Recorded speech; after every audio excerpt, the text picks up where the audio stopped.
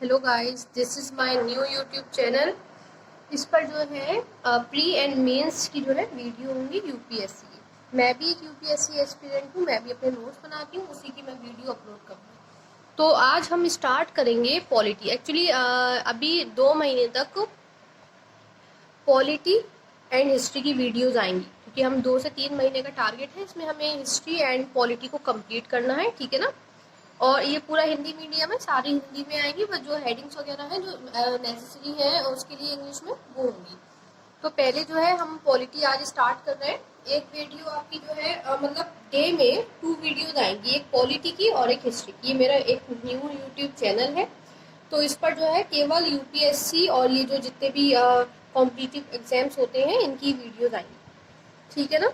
तो हम जो हमारी पॉलिटी है उसको बहुत अच्छे से समझने के लिए हमें पहले टर्मिनोलॉजी समझना पड़ेगी। मतलब जो टर्म्स होते हैं जिस बोले जाते हैं, राज्य व्यवस्था, राजनीति, तो हमें ये आगे भी बहुत से टर्म्स हैं तो हमें ये नहीं आते हैं। तो पहले हम इसे समझेंगे, उसके बाद फिर हम लोग आगे पॉलिटी को स्टार्ट करेंगे।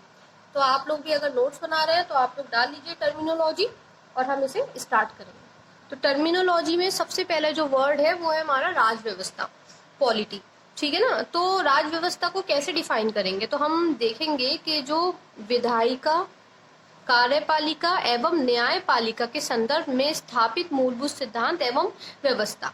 मतलब ये जो 3 चीजें हैं, विधायिका, कार्यपालिका और न्यायपालिका, इनके संदर्भ में जो प्रॉपर सिद्धांत और व्यवस्था है मूलभूत स्पेशल, तो वही हमारी क्या कहलाती है, राज्य व्यवस्था कहलाती है, ठीक है ना। अब हम शासन प्रणाली की बात करते हैं, तो शासन प्रणाली स्थापित राज व्यवस्था का क्रियात्मक स्वरूप है, ठीक है ना। जो राज व्यवस्था है हमारी उसका क्रियात्मक स्वरूप क्या कहलाता है, शासन प्रणाली कहलाता है। अब आगे बढ़ते हैं राजनीति की तरफ। तो राजनीति को हम ये कह सकते हैं कि विशेष नीति विशेष के द्वारा शासन करना या विशेष उद्देश्य को प्राप्त करना ही राजनीति कहलाता है। इंग्लिश में क्या लिखा है मैंने, art of doing right things at right time and right place.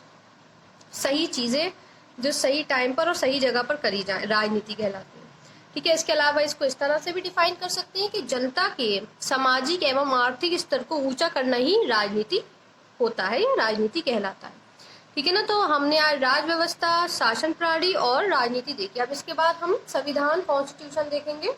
इसको मैं थोड़ा ऐसे ऊपर कर देती हूँ, ठीक है ना।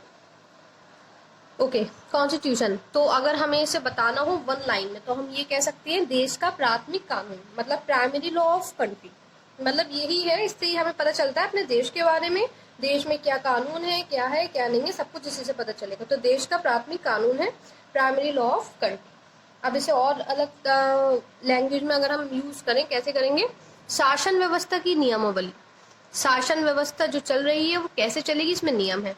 या फिर सरकार की शक्ति एवं सीमाओं का निर्धारक, इससे हमें पता चलेगा सरकार की कितनी शक्तियां हैं, किस सीमा तक वो निर्धारक है, ठीक है ना, निर्धारण है। देश के भावी निर्माण की कानूनी योजना, देश के भावी निर्माण की कानूनी योजनाएं हैं इसके अंदर। अब इसके बाद हम देखते हैं, हमने थोड़ा मेंस के लिए थोड़ी समरी कलेक्ट करी थी। तो अगर हमें संविधान के बारे में लिखना पड़े तो हम कैसे लिख सकते हैं, इजी लैंग्वेज। संविधान लिखित नियमों की एक ऐसी किताब है जिसे किसी देश में रहने वाले सभी लोग सामूहिक रूप से मानते हैं। संविधान सर्वोच्च कानून है, मतलब सबसे ऊपर, ठीक है ना, जिससे किसी क्षेत्र में रहने वाले लोगों के बीच आपसी संबंध तय होने के साथ साथ सरकार और लोगों के बीच के संबंध भी तय होते हैं, ठीक है ना। ये बहुत इंपॉर्टेंट लाइन है। क्या बोला है, हमारे बीच, अपने लोग जो है हमारे बीच तो संबंध तय हो गई लोगों के बीच, लेकिन हमारे और सरकार के बीच जो संबंध है वो भी तय होगा। संविधान अनेक काम करता है, जैसे पहला काम क्या है, दिखता है ना, हाँ, पहला काम क्या है, पहला काम ये है कि वो विभिन्न तरह के लोगों के बीच जरूरी भरोसा और सहयोग विकसित करता है। मतलब हमारे और जो लोग रह रहे हैं सब लोग, उनके बीच जो भी भरोसा है और सहयोग है ये विकसित करता है संविधान। दूसरा क्या है, ये स्पष्ट करता है कि सरकार का गठन कैसे होगा और किस फैसला लेने का अधिकार मतलब किसे होगा, ठीक है ना, गठन कैसे होगा और ये फैसला लेने का अधिकार किसे होगा। तीसरा, ये सरकार के अधिकारों की सीमा तय करता है और हमें बताता है कि नागरिकों के क्या अधिकार होते हैं, सरकार के क्या रूल एंड रेगुलेशंस है, उनकी क्या सीमा है वो बताएगा, और हमें बताएगा हम नागरिक हैं तो हमारे क्या अधिकार है। इसके अलावा ओके, ये है इसके अलावा चौथा, ठीक है। देखिए फोर्थ क्या है, ये अच्छे समाज के गठन के लिए लोगों की आकांक्षाओं को व्यक्त करता है, ठीक है ना। फिर ये कहा जाता है कि भारतीय संविधान एक जीवंत दस्तावेज, ऐसा क्यों, मतलब लिविंग है, ऐसा क्यों? क्योंकि ऐसी सारी चीजें जिसमें बदलाव होता रहता है, बदलती रहती हैं, वो जीवंत कहलाती हैं, ठीक है ना।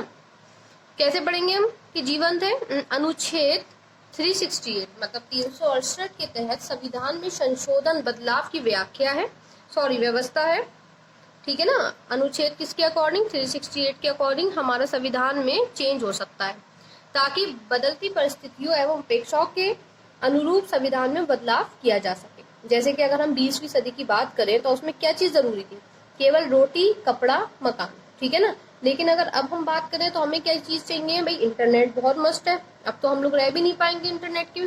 स्वास्थ्य बहुत जरूरी है, शिक्षा जरूरी है, सूचना जरूरी, ठीक है ना। तो हम लोग सूचना जरूरी है भाई, फोन से हम लोग दैट बात करते हैं। इसके बाद अगर हम उसकी बात करें शिक्षा की, तो स्टडी के बिना तो कुछ नहीं है, और अगर हम हेल्दी नहीं है, स्वस्थ नहीं है, तो फिर हम कुछ नहीं कर सकते, और इंटरनेट भी जरूरी है। तो इसलिए हमारे संविधान को ऐसा बनाया गया जो मतलब क्या हो सके, चेंज हो सके, इसीलिए इसे जीवन दस्तावेज कहते हैं, ठीक है ना। तो आज हम लोगों ने क्या क्या पढ़ा? आज हम लोगों ने थोड़ा सा उसके बारे में थ्योरी कलेक्ट करी, संविधान के बारे में। कल हम लोग पढ़ेंगे, ये है आपका कल वाला टॉपिक संविधान का, ठीक है ना। और बहुत सी चीजें, अनुच्छेद क्या होते हैं, कानून क्या होते हैं, लोकतंत्र क्या है, बहुत सी चीजें, ठीक है ना। अब हमने एक बार रिवीजन कर लेते हैं। देखिए, राज्य व्यवस्था पॉलिटी क्या होती है? विधायिका, कार्यपालिका और न्यायपालिका के संदर्भ में स्थापित मूलभूत सिद्धांत एवं व्यवस्था, ठीक है ना, राज व्यवस्था कहलाती है। शासन प्रणाली क्या होगी? स्थापित राज व्यवस्था का क्रियात्मक स्वरूप। राजनीति क्या है? नीति विशेष, किसी विशेष के द्वारा शासन करना, विशेष उद्देश्य को प्राप्त करना ही राजनीति कहलाता है, या फिर जनता के सामाजिक एवं आर्थिक स्तरों को ऊंचा करना ही राजनीति। संविधान क्या होता है? देश के प्राथमिक कानून हो गया, ये शासन व्यवस्था की नियमावली कह लो, या फिर सरकार की सीमा जो शक्तियां हैं उनकी सीमाओं को निर्धारक कह लो, या देश के भावी निर्माण की कानूनी योजना कह लो, ठीक है ना। तो इसमें हमें ये जो चीजें मिली है सारी, ये सारी सब हमें मेंस का मटेरियल मिला है, बाकी हमारी प्री की भी इससे बहुत बेहतर तैयारी होगी। ये मैंने एक वो लिखा था ऊपर, शायद आप लोग को दिख जाए, हाँ, शक्तिशाली वह है जो आपकी आलोचना कर सकता है। तो इसलिए हर वक्त तैयार रहें, ज़्यादा से ज़्यादा स्टडी करें। आप सब लोग को बेस्ट ऑफ लक। और अगर आप लोग को ऐसा लगता है कि मेरी जो नोट्स हैं इनसे, एक मिनट मैं आपको दिखाती हूँ नोट्स।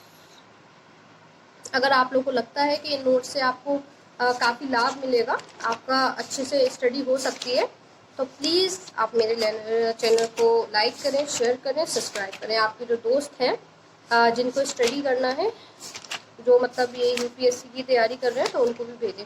हमारे पास काफ़ी चीज़ें हैं फॉर मेंस एंड प्री, ठीक है ना। तो प्लीज़ चैनल को सब्सक्राइब ज़रूर कर दें। अभी तक तो शायद ये फर्स्ट वीडियो है, कोई सब्सक्राइब नहीं हुआ होगा मेरे चैनल पे एक भी। प्लीज़ लाइक करें, शेयर करें, सब्सक्राइब करें, and best of luck for your career. Thank you.